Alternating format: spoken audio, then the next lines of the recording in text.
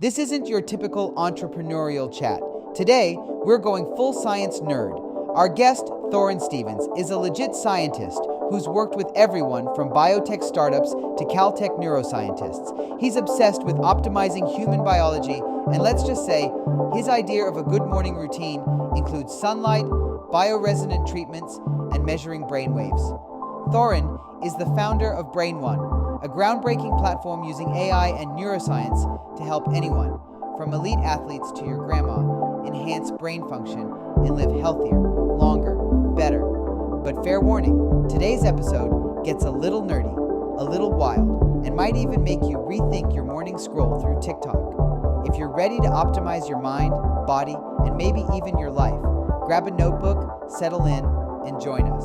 This is not your usual Coffeez, but trust me, you won't want to miss it.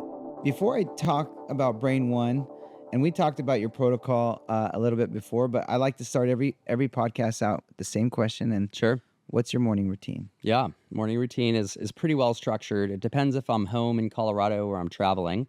But my morning routine begins with some level of gratitude or prayer, and then meditation for about 20 minutes, and direct sunlight for about 20, 25 minutes, depending on where the mountains are and the time of the day, as well as hydration, usually a couple liters of water.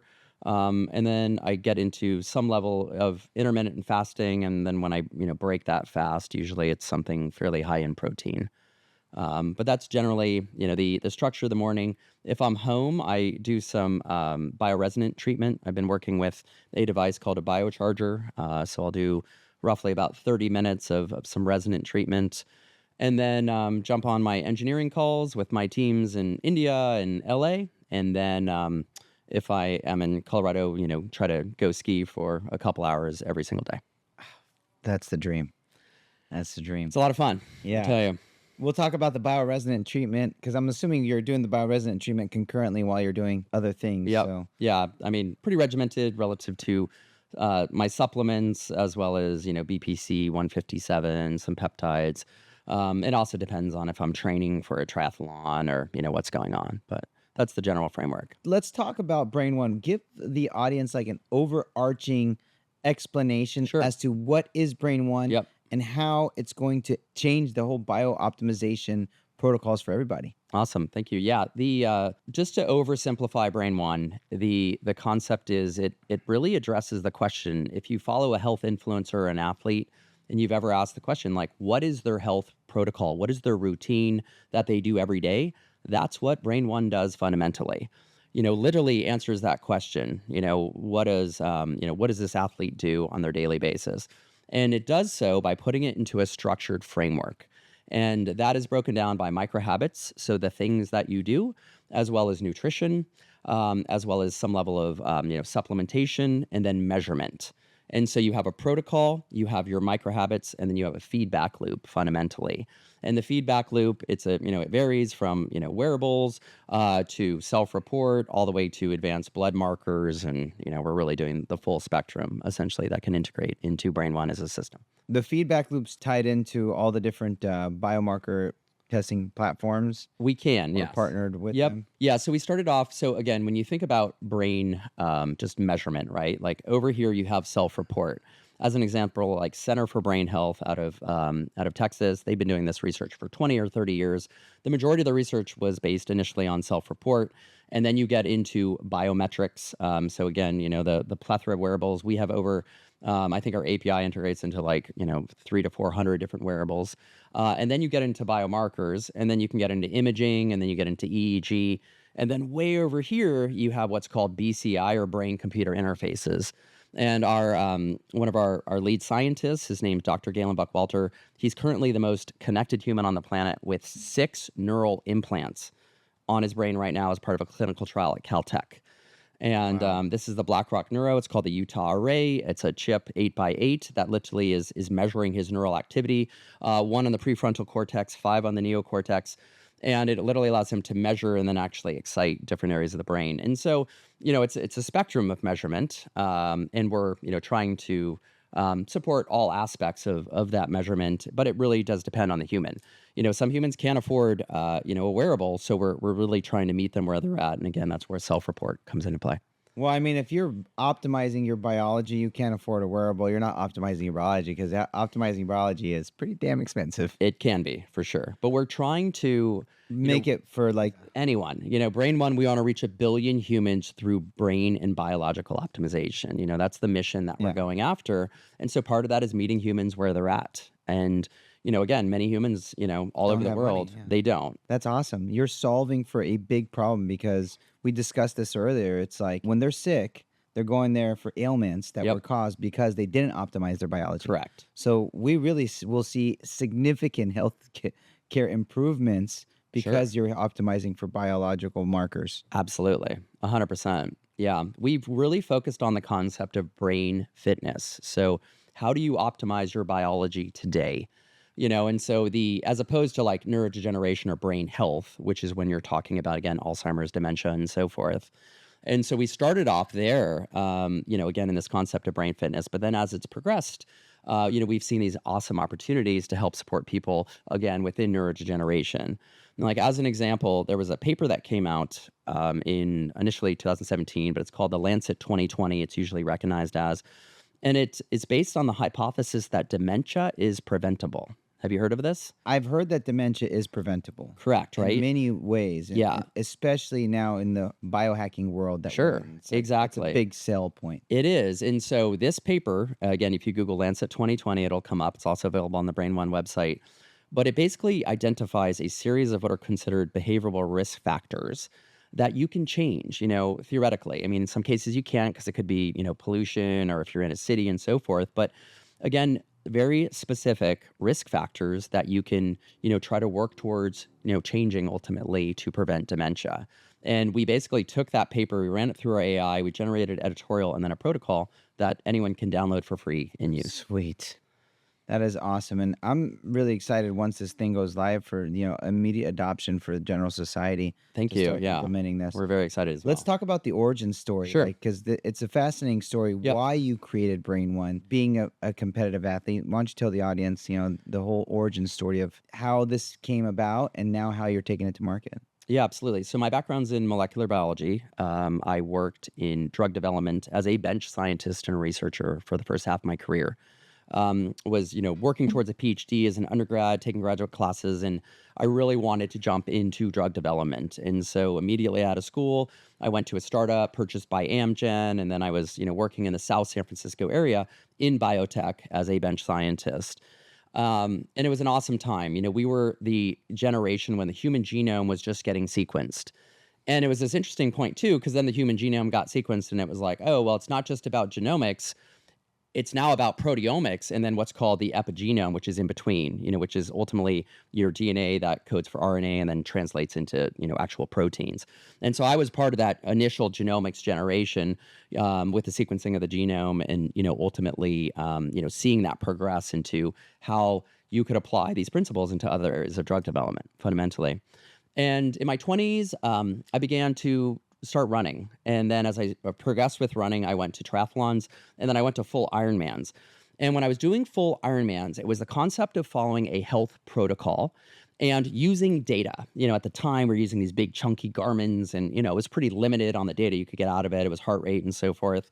But it was that idea of using data to drive and optimize your biology. And that was kind of the epiphany. And what I found was when I began training with wearables and with data, I could attenuate my lactic threshold and I could go stronger, faster, longer, by really understanding what those thresholds were based in my training. And so that really just escalated things and I began to do full Ironmans. And then, that was kind of the, at least the background of following that type of structured framework. Because in triathlon, you're continually optimizing your biology. And specifically, you have heart rate, you have your nutrition, you have protein, you have electrolytes, you have hydration. And if any one of those variables is off, then you can really bonk and not finish the race. So you're constantly optimizing your biology as you go on the fly. And that's really why the training's so important for race day. Ideally, you've been training for months, you've nailed it, you get out there and you have a good race.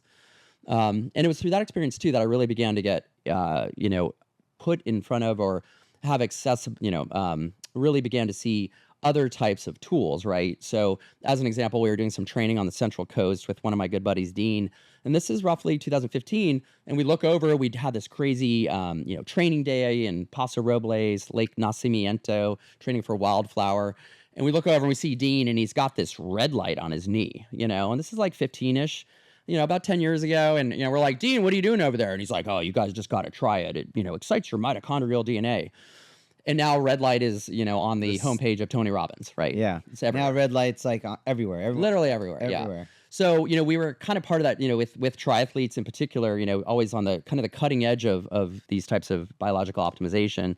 And the other one I'll mention too is racehorses. A lot of these techniques that have been used for racehorses, like lasers, for decades, are very much ahead of the times. Now they're being ultimately utilized with humans as well.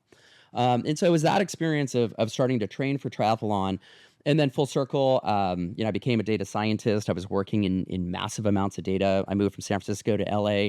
And then I went from there into some private equity work. And about 2 years ago, I really realized I needed to recenter on my purpose, and that was science. And so I was very clear I wanted to come back into something biology based. And I wasn't sure exactly what it was. And I was doing some pro bono work with a group out of Columbia University called the Neuro Rights Foundation, which was, really interesting. They were trying to provide a structured framework around legislation for protection of neurological data. And as I was going down that road, it was very apparent that, we needed more resources for brain.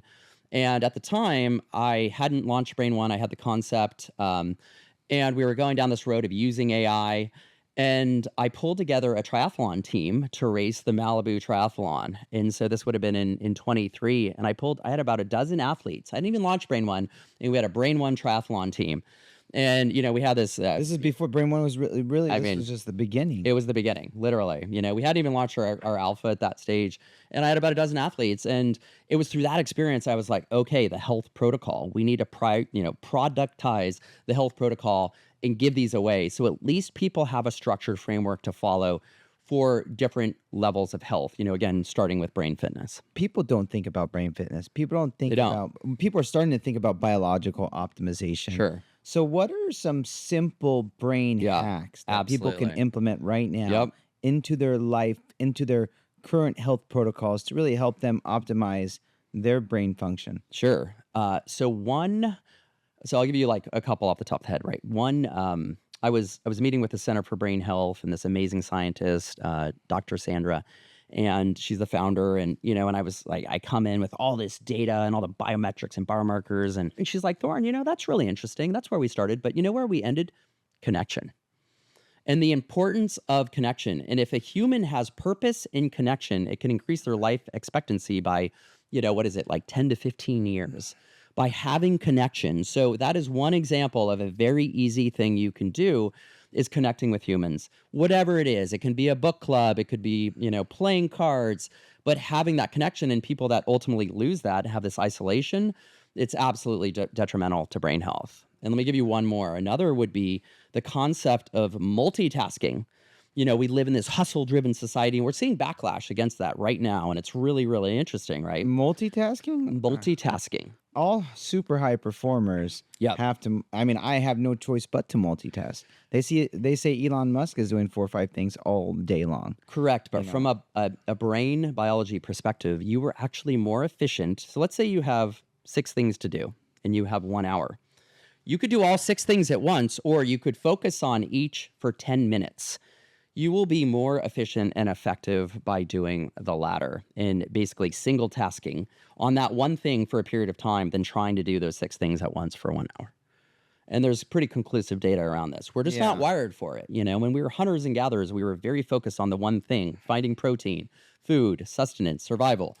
And so, that translates. And it's just, in this whole, hustle culture that we've been driven towards. So you suggest people just try to do one thing. Don't multitask. Correct. Like, so if you're working on a paper, you're working on a single item, turn off your phone, focus on that for 20 minutes, half an hour, as opposed to trying to, be on the phone, watch TV, focus on the task. Single tasking. So yeah. And again, that's ultimately based on our biology as well. What about some affordable supplements or things that they could do to also improve cognition? So nootropics, were very, I think, popular for quite a while. I mean, there's a number of nootropics. There's a number of peptides out there. I generally lean towards plant-based molecules and supplements and so forth. So ashwagandha could be one as an example. Yeah. That's pretty prevalent in that space. So ashwagandha is good for brain health. Oh yeah, I mean it's been used by the Indian culture for thousands of years. So that could be one. You've worked with big brands, Fox, Unilever. Those experiences really helped you shape your vision for Brain One. Sure. So as a young scientist, we would optimize molecules. When I was doing drug development in biotech, I was part of the lead optimization team. And so we would go after a therapeutic target, and then we would literally create mutants and then optimize it to try to find a novel or prove a mechanism of action would be the concept. And so what I found is that, using data, we could begin to optimize molecules. And then when I moved from San Francisco to LA, I started off, there was no science happening in LA at the time. And so I started off as a digital analyst, and the idea of using data to drive insights. So I would build digital systems focused in measurement, and it always came back to measurement. And then the concept of, again, using data to drive insights. So you have the measurement, and then you're driving hypotheses, and then rapid iteration and testing. And so as I'm working in the digital domain, what I found is that we could optimize any human behavior online. We could, optimize towards humans watching more videos or buying more things or downloading X. And honestly, I and this is early, this is 12, 13, the beginning, of when Facebook was really taking off. That's when Facebook had an open API and you can download all of the data out of the API. And I began also to see where the data was being used nefariously, and ultimately driving, toxic behaviors. And, we see a lot of that now. But it was through that experience, again, of using data to drive a behavior. And, I kind of just reached a point. I was like, why are we doing this to have people buy more things they don't need? Why don't we use it for, ultimately optimization of health? And that was really the segue into Brain One about 2 years ago, when I really realigned in my sense of purpose around science and using data to drive health. And that was really the impetus for what ultimately has become Brain One. They use that data just to sell us stuff and really just hypnotize us into insane consumer behavior. Correct. Yeah. A really nefarious example is the trend called bed rotting. Have you heard of this? No. So this is really prevalent in the younger generation, teenagers, early 20s, and they will literally sit in bed and, just doom scroll, just like literally every day. There's a term for that. Bed rotting. And, having, they're watching this, facade of humans living their best life, and they're just sitting in bed, depressed and, anxious and all the things that are being facilitated by some of these social channels. And so we've developed a Brain One bed rotting protocol that we're giving away, so people can have these basic principles to try to get them out of bed and, face the world. It's funny that you mentioned brain rotting, because I felt like I experienced that this morning. I usually wake up very, very early, but yesterday I had to celebrate a birthday party, and I was out late till like midnight, and then I got up same 5:36 in the morning. Couldn't make my 6 a.m. gym session.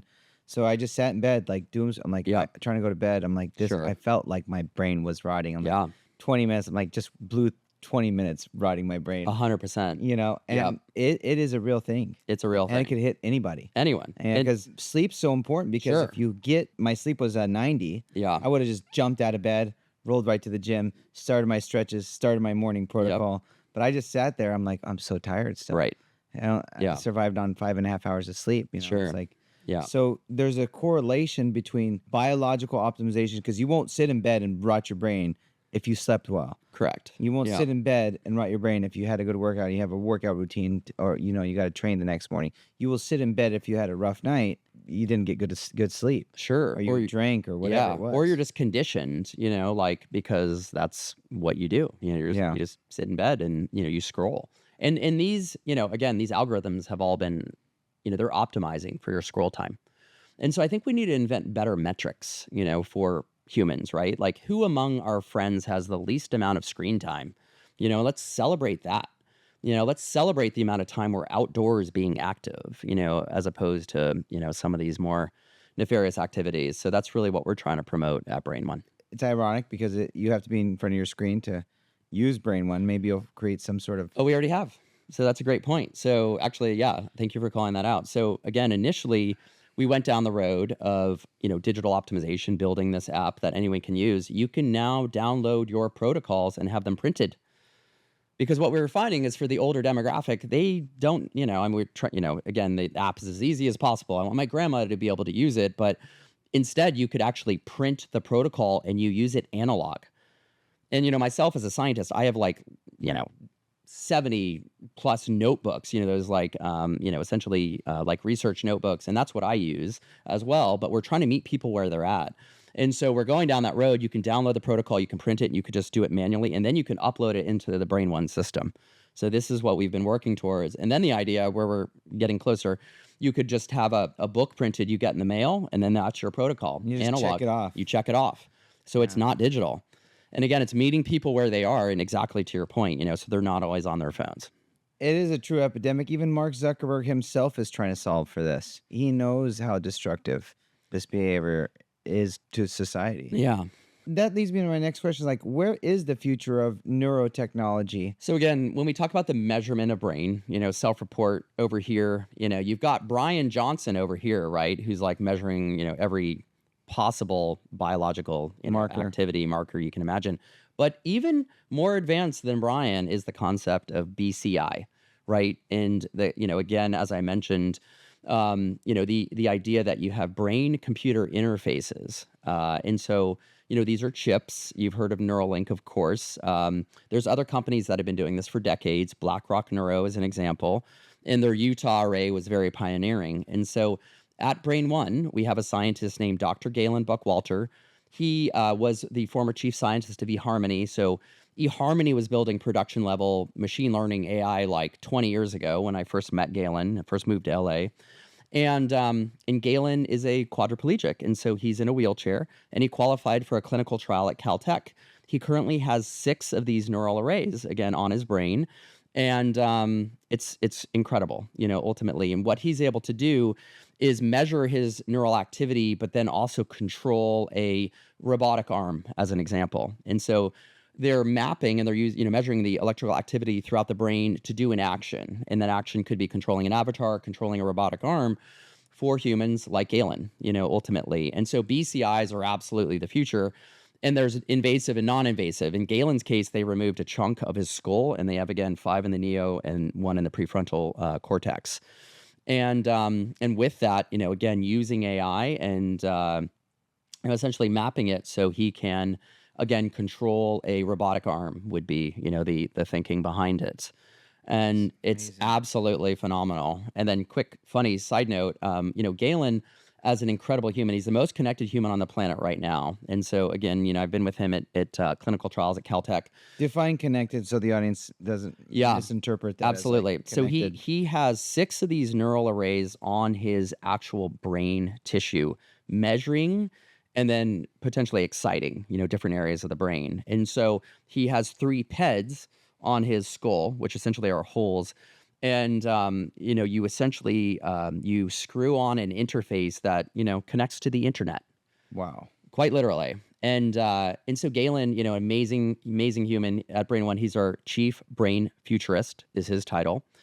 And he, his expression, being in a wheelchair, has been through science and punk rock, and now BCI. And so quick, funny side note. So I also compose music, and we actually wrote a punk song together. We're going to be releasing in the next month or so, where Galen is singing to the track, literally, and then essentially controlling a synthesizer with his brain at the same time. Whoa. Yeah, this is right now. This isn't, in the future, we are the generation that is seeing the intersection of biology with machines right now today, and Galen is a absolute pioneer in this space. That is incredible. I'm so excited to see how this all plays out. Actually, yesterday I learned about the first robot that's actually conducted as a human being, not like the AI robots, full on human, has human movements. Sure. Have you seen that? I haven't seen that one, no. Full robotic arm, but human movements. Yeah. They could do everything a human can. It's happening right now. We are that generation. And you're helping cultivate the brain part of the AI. So we're Correct. going to In see that case, robots that have like true human cognition. I mean, for sure. I mean, that's also the fear, as It's you also look the towards, fear. What do you think? Like, how is that going to impact mankind? So again, I'm an optimist. I think there are reasons to be, very mindful, in this stage. I think we have to ultimately work with the AI and the machines, and so I look at these BCIs, and again, there's invasive where they're literally drilling a skull, drilling a hole in your skull, like Neuralink. But there's also now non-invasive BCIs that are becoming more prevalent as well. Like what? I couldn't name a brand off the top of my head, but I mean, a lot of research actually, Can I get a BCI? I mean, what would the benefit of a BCI be to me? So instead of having, to drill essentially a hole in your skull, a non-invasive BCI, essentially could read essentially your neural activity through your skull. The problem is it's like less resolution, you have impedance and, so forth. But that's the concept, that you could be thinking something and then it could translate into a text message or an email. I actually was with one of the founders of League of Legends last week. Yep. And he told me that he put that on his head and it was tracking his thoughts and his emotions. It was a non-invasive BCI, but it was accurate. And exactly. It was kind of like a light helmet. Yeah. I mean, so there's EEGs. Brian Johnson's company, Kernel, is an example of that. Brian Johnson's company. Leading the charge here. Yeah. But that's a helmet, right? That's a helmet. Correct. Yeah. I think it has like 19 nodes or so. And again, the resolution, it's not going to be as high resolution as a BCI, which is literally measuring the actual, like on the actual cells of the brain. What is the benefit of Kernel or Neuralink to a normal person? Well, so I think, Neuralink is a more advanced use case. The immediate benefit there is someone who maybe has, there's also... why is Elon Musk putting billions into Neuralink? Because it's the future, right? I mean, again, you also have, you have BCIs, brain-computer interfaces. What's also next is spinal computer interfaces as well. And so to be clear, that's what Neuralink's focusing on. It's focusing on humans who, ultimately are not able to, they've had an accident of some kind. They're not able to use their spine, their brain. Exactly. Or, there was a great study probably about 9 months ago now with a woman who was able to use her brain to essentially speak to her partner through an avatar, speak to the world through an avatar, just using her brain, who had again, an accident. So that's very, very much the future. I think that most humans should be doing a regular brain scan. Once a year, go in and measure your neural activity through an EEG, QEEG, and then you can optimize it though. You could use treatments, modalities like neurofeedback as an example, and you can actually see the improvement in your brain, or imaging, as another example. So by understanding the baseline of where you're at today, you can improve. And that's been the basis of my career around measurement, data driving insights. You have a baseline, and then how do you improve it? In this case, applying these principles to, general biology of the human. Wow. You came up with Brain One. Now, what do you think was like that aha moment? You're like, damn, people need a generic protocol where they're able to implement and adopt this, something a little bit more basic for the general masses, because nobody thinks about a bio-optimized protocol for the public. Yeah. It's really like, and so needed, like the public needs to understand like what is a good protocol and what they can, and meet them where they're at, because everybody just thinks it's for triathletes. Sure. It's for crazy people. Or correct. It's for whatever. It's like, why did you think about something for the general public? Like, what was that aha moment? Again, it was when I was training for this triathlon, and I was like, I was following this structured framework and that concept of just, ultimately developing these different types of protocols. And so initially we were going after science-based protocols. And it's very linear. Again, the Lancet 2020 study where dementia is preventable if you follow these modifiable risk factors today. Our parents, our grandparents, they're all terrified of Alzheimer's and dementia. There are protocols they could be following. And you don't want to start when you're in your 50s or 60s. You want to be starting when you're in your 30s and 40s. Or even younger. These are basic life principles. And so as you look at longevity as an example, they're all following these same general principles. But what Brain One does is it puts it into a structured framework. You can, again, print, you can use digitally, you can follow. Like, I'd like to have my kids on these protocols because you're meeting them where they're at. Like, that's it. Kids, yes. Here is how you're going to prevent dementia. Correct. You're going to be in absolute best physical health.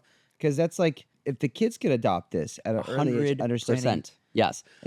So we started off with these, again, science-driven, protocols, taking peer-reviewed scientific papers, and then developing editorial, and then developing, again, an actual protocol someone can follow. And that's all using our AI. And then as I started to talk to more health influencers and athletes, I asked them the question. I was like, hey, do you get asked what your health protocol and routine is? And every single one of them was like, absolutely. And that's when I knew we had something. I was like, oh my gosh, like literally. So now we're, working with some really big names and developing, working with them to develop their health protocols that they can either give away or monetize, would you spend $1 to, see Tom Brady's protocol? Well, you probably would, or if it's someone that you follow. And so, so we went down that road then with the health influencers. And then further, we started doing research with traditional health protocols. Like, what did the Spartans do? What did they do in China? What did they do in Japan, over these last thousands of years? And began developing traditional health, cultural protocols as well. And we developed the world's largest database of health protocols and then micro habits. And that's the other side of this. When you think about a health protocol, what is it? It's just a series of things that you do when you get up. Cold plunging, as an example, would be a micro habit. And so as you're looking it just sounds sophisticated. Protocol is just intimidating. It's just a routine. It's just a routine. What's your morning routine? That's it. It's just a regimen routine. It's just what you do. That and it's a fair point. And I've talked about this with my team. Do we not use the word protocol? It sounds intimidating. I think routines is more for the masses. Routines. That's how I don't start my show with what's your health protocol in the morning. Right. What do you ask? You ask what is your routine? What's your morning routine? Yeah, that's great. And again, it's meeting people what they are. I mean, as a scientist, I was going down this road. Actually, you know what it was though? We have hundreds of these protocols, and I was talking to one of my advisory members. His name's Russ Nash, and he's like, I don't know if we should use the term protocol, Thoren. And I was like, well, as a scientist, Brian Johnson uses that term. Of course, it's intimidating. It is, but that's why I never jumped on the bandwagon immediately. I'm like, I'm not gonna do a protocol. So I was having this conversation with Russ, and literally the next day, Huberman announced his new book. Do you know what it was called? What is it called? Protocols. And literally, it's coming out in the next couple months. I mean, this was, about 6 months ago, but he literally announced, his new book called Protocols. And so, he's obviously a very tried and true scientist, but it doesn't, it's a routine, it's a regimen. Doesn't matter what you call it, as long as you do it. And to your point too, I mean, kids should be learning these things. It's like, and it's not complicated. It's what are the 6 things you need to do? And you look at all these longevity experts and so forth. It's pretty simple. It's high protein. It's going to be sunlight in the morning. It's going to be a level of hydration. It's going to be connection, and you just oversimplify. There's like 5 things, you could do every day to live a better, more robust life. Yeah. From the Don't Die Summit, I gathered that basically the number one thing that's most important for a health protocol is sleep. Absolutely. Sleep. Yes. It's like, of course, sleep. Yes. We've actually been developing a protocol called sleep maximization, and it's following all of these, micro habits you could be doing. Yeah. It could include, some level of supplementation like magnesium. I don't go towards melatonin, but magnesium. And then all the things you can do in your preparation for sleep. And so with my friends, what we share is like, what was your sleep score the night before? Like I got a 91 the other day. I shared it with my friends. I'm like, yes, yeah, it's tough. I was 72 last night. I know. Terrible. But it's okay. You can't beat yourself up on it. Then I was doom scrolling after. There you go. It's like there's probably a connection. There's definitely a connection. Yeah. But those are the metrics we should be optimizing. Sleep score, ultimately, and you oversimplify like, whatever you call it, the micro habit, it comes down to these, again, like 5 or 6 basic principles. Yeah. And then also resting heart rate while you sleep is super important. And I learned that, to drop your resting heart rate depends on when was your last meal? Sure. So like if you fast 8 hours before your last meal, your resting heart rate will plummet. Yeah, absolutely. And HRV as well, of course, is a measurement of your parasympathetic. To that point, like I had dinner last night, sushi at like 10 p.m. Oh, yeah. My wearable told me this morning, she's like, something was up with you, your heart rate was pounding. It was 65. Yeah. Well, that's because as you're trying to sleep, your body's still digesting all that food. Yeah. So the basics of intermittent fasting, I mean, at least not eating 2 hours before you go to bed. These are all the very, very basic principles that we're just not really taught. We haven't, like as a child, I mean, you're not really taught about the brain or the nervous system at all.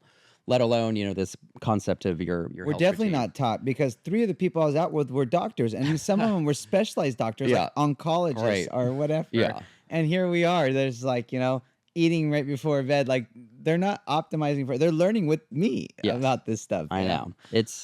It's not taught in med schools. It's not taught in specialized schools. It's now part of the longevity studies, but it's longevity and functional medicine doctors are aligned, where they're looking at the holistic human, and they're looking at it from a preventable perspective. You're not just treating the disease, you're treating the human to ensure that they don't get the disease. So it's more of a movement, and that's not even, as widely accepted in traditional, Western medicine. Western medicine is all driven by big pharma. And Robert F. Kennedy's announced that he's going to try to cut all big pharma commercials. Like, because big pharma is just a big scam. It's just, they just try to just get you sick, so they sell you medicine. It's just a big hustle. Yeah. We've all been like blinded by these multi-billion-dollar corporations that are just basically there to enable us to get sick. Sure. I mean, they are incentivized for sickness. So I would absolutely agree with that. And, you look in general at our FDA, I mean, it's pretty upsetting that, you have these like stalwart, U.S. brands like Kellogg's that has different ingredients in the U.S. than in Canada. Why is glyphosate in our food chain at all? Like, as an herbicide, I mean, it is absolutely criminal that, these herbicides have been allowed into our food chain. Or like another example is like PFAs, what's going on with polyfluoroalkyls? Why are they in like every single water supply in the U.S.? It's absolutely tragic, and it does need to change. And so, I'm optimistic. I mean, I think some of, what RFK spouts can be a little wackadoodle, but I also agree with some of the things that he says as well. And so I do think that there absolutely needs to be radical change at these, the EPA, the FDA.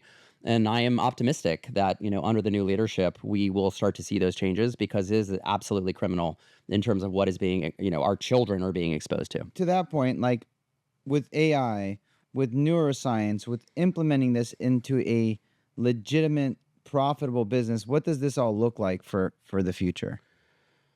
For Brain One, or just in general? For neuroscience in general. I mean, again, I think it starts with awareness. Like, people are becoming more aware of what a PFAS is, of what glyphosate is. And so I think it has to start there. And then it, ultimately can shift behavior. Fundamentally, I mean, these things should not be even in the food supply, but then people shouldn't be buying them, and they need to be more aware of, what they're putting into their body, and, the overabundance of preservatives and so forth.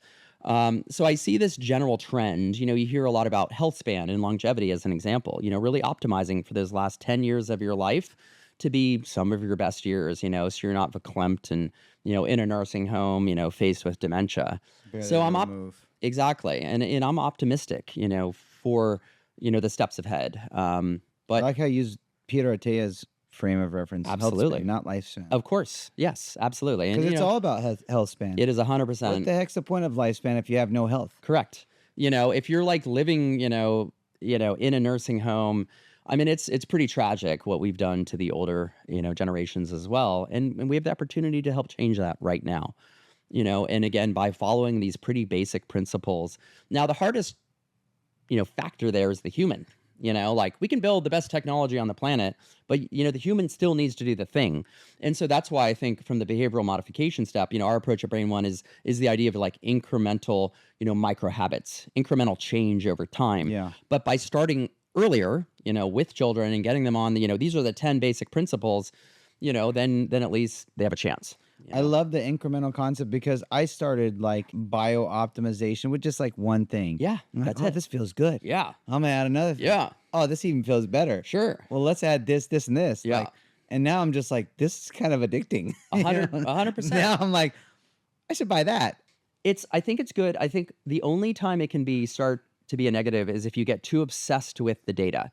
If you wake up in the morning and your sleep score is a 71, you're like, oh shit, I'm not going to have a good day. As opposed to getting up and feeling how you feel and then seeing if you're going to have a good day, And so as a data scientist and someone who does, these things on the daily basis, it's good to have a balance in all these things. And I'll go through periods. That is very true. It's totally true. Because if I wake up and my sleep score is 60, I'm pissed.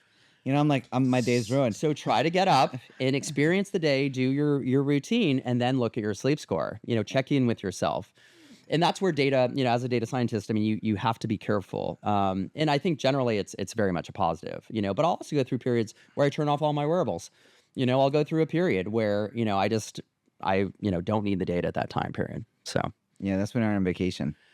Vacation, or even if I get sick, I already know, I mean, I just don't need to see the data. Yeah. And so it's a balance, in all of these things. And, you look at someone like Brian Johnson that's constantly, he says he has the, the best biomarkers on the planet, which may be true, but it's also important to live your best life, to have the best quality of life you can have, which means going out and grabbing sushi with friends, and eating at 10 o'clock at night and not being too hard on yourself, the next day. Or doing the things, whatever it might be. So I think it's a balance in all these things. And if you're too restrictive, you might miss that thing. You might miss that event with your family or your friends. That it's good to have balance in all of this as well. Now, I like to conclude the show. A couple last questions. This is a 3-pronged question. What's a personal goal that you have for yourself? Yep. A personal goal that you have for the business, and sure. Some of the personal goals you're setting yourself up for your family. 100%. Okay, so personal goals for myself. So when I look at myself, I try to optimize against 4 quadrants. And so one is science, and so a goal there is for Brain One to continue to publish research papers and, get our science out there, reach 1 billion humans. Another goal I have personally, in my matrix essentially is art and music. I'm also a musician. So like I mentioned, I'm releasing this punk song with Dr. Galen, which includes his neural activity in the song where he's singing, and we actually have his neural activity out of the clinical trial at Caltech. That's amazing. Super fun, and I'm going to get that on Spotify? Absolutely. It'll be on Spotify. Give me like a month. And then physiology, just in general, like being in the best shape I can possibly be for myself, for my family, that is very, very important to me. I do MMA, I do triathlons, I do all these things, and it's not to prove anything. I do it for myself, but trying to, do the best I can. I mean, like last season, my triathlon season, I qualified for USA Triathlon, nationals. I got 2nd place in Hermosa Beach. And it's all for fun, like I didn't even go into it like I want to get 2nd place. I was like out there, and I'm like, oh wow, I'm like da-da-da. And then last is spirit, so I try to optimize against, my spirit as well. And I spend a lot of time in the jungles. I spend a lot of time with, different indigenous cultures in alignment of that spirit ultimately. And so those are the 4 things that I, as a human and a man, am trying to optimize against. For Brain One, the vision and the mission first is to reach 1 billion humans and to, basically make these protocols accessible to any human that wants to make a change in their life. And, to productize the human health protocol. So that's very exciting to me. So, that's all happening. And then what was the third? That was just family. Yeah, the family. Yeah. Again, leading by example, just trying to lead the best life I can, be as healthy as possible, but also be as balanced as possible, in all of these things. And, your sister, your mom, they're all following the health protocols? They're getting there. Yeah. Yeah. Again, it's they all follow a routine, but it's getting them on a more structured health protocol. And like, as an example, yesterday I took my mother, we did a hydrogen cloud treatment in Westlake Village at the Four Seasons with an amazing practitioner named Sports IQ. And our family dog just had surgery, and she had a splenectomy. And we literally brought the family dog into this hydrogen cloud, and then she did bioresonant treatment. And she's doing great today. Does it work? Well, the science and some of this stuff is a little bit, mixed and a little bit woo-woo. But, that's also why we're trying to utilize Brain One to help drive, the validity of these somewhat fringe, types of treatments and so forth. But, just like even in my business, like you have to be an early adopter. Of course. If you're not an early adopter, you're just not going to be winning. 100%. And the beautiful thing about this new longevity movement is that there's so much to adopt. there's so much to adopt. Like right after this, like we're gonna go check out this data bed. Like, you haven't even adopted that. You might be like, Joe, that was great. You know, I implemented this stuff. It was like, you know, but like I'm just like I like to adopt everything in business, for my family, like sport, whatever it is. Like that's awesome. There's just something that like there's even somewhat of a hint of validity. I'm on it. That's awesome. I'm on it. And then they're like, oh, that was totally BS. Like, well, you know. Yeah. And some of it is, though. I mean, especially in, you know, the neurotech space. I mean, there are new devices being added, and none of these are FDA approved. Very few of them have clinical trials, you know, so you also have to be careful at the end of the day. But, you know, that said, I mean, and some of these treatments like the, you know, the bioresonance stuff has been around since the 30s and 40s, but then all the technology went to Russia and Germany because it, you know, basically was not outlawed here, but all the research went overseas, you know. Is that because of, you know, pharma and so forth? But all that to say, I think it's a very, you know, I'm an optimist, and I think it's very exciting. And, you know, we have an incredible array of modalities that we can tap into. From a personal perspective, like ever since I started this journey, I can with 100% certainty show you pictures of me like a year ago. Yeah. And you'll be like, I look 10 years younger than I looked a year ago. Right. The weight. Yeah. It's way less in weight. 40 pounds less in weight. Skin, like hair. Yeah. Every single attribute of my body, I mean, I showed you my biomarkers. They're all dropping in age. I am reversing my age. And I meet people like, Joe, you look like you know, like fantastic. Like, what the heck? And I'll see them. They're like overweight or whatever. They're like, you could see them aging. And it's like, that's not what's happening to me. Sure. That's great. And it's like, I want to reverse backwards. Yeah. In age. So does everybody, but it takes work, takes protocol, it takes adoption. Yes. 100%. Yeah. I mean, again, I don't necessarily want to live forever, but I want to live the best life I can every single day possible. Yeah. I mean, you're 46. You look amazing. Your skin looks great. Thank you. Amazing shape. Yeah. I mean, I'm the most ripped I've ever been, you know, like, and I think part of that is learning. You know, again, we didn't necessarily have these tools when we were in our 20s and 30s, you know, and so forth. And now they're absolutely everywhere. What's going to happen in a year, I feel like this is what's going to be the new trend. This is what's going to be cool. Yeah. Like this is how you're going to meet, you know, your significant other. You're going to meet them at a biohacking lounge. Oh, sure. You're not going to meet them at a nightclub. Well, so what you can do with Brain One is you can share your health protocol. You meet someone on the street, you meet them, you know, and you're like, oh yeah, check this out. And you literally just SMS them your protocol. Yeah, and they can see what you do. Yes. You know, literally. I mean, and it's becoming, you know, it's productizing your health routine so anyone can see. And then if there's alignment, you know, maybe that's someone good to hang out with. That's awesome. I love that when I started my show, you're like, Joe, your question of morning routine that's my business. Yeah, literally. That's the question we were answering at Brain One, just oversimplified. What do you do when you wake up in the morning, you know? And what do you do when you go to bed? Exactly. During the day. Exactly. All of those things, you know, what does Peter Attia do? You know, what does David Goggins do? You know, these amazing athletes, human, that are putting, you know, their mental, physical, you know, just capabilities to the next level. And that's it fundamentally. And then you can learn from that. And you can adopt it, and then you can create your own health protocol and, you know, ultimately live your best life with the highest quality of life possible. Last question. I asked everybody this question. When you're in front of the pearly gates, what do you think God's going to tell you? I didn't live with any regret. You know, I lived every single day to the fullest. And I believe that wholeheartedly. You know, I wake up in the morning and I feel excited, and, you know, I want to go just... I want to ski. I want to see the beautiful mountains of Aspen. And just live the best life that I can. And I can, you know, I feel that I've been able to do that, you know. And of course, we all have had ups and downs and all the things. But, you know, I can say I've truly lived every day to its fullest.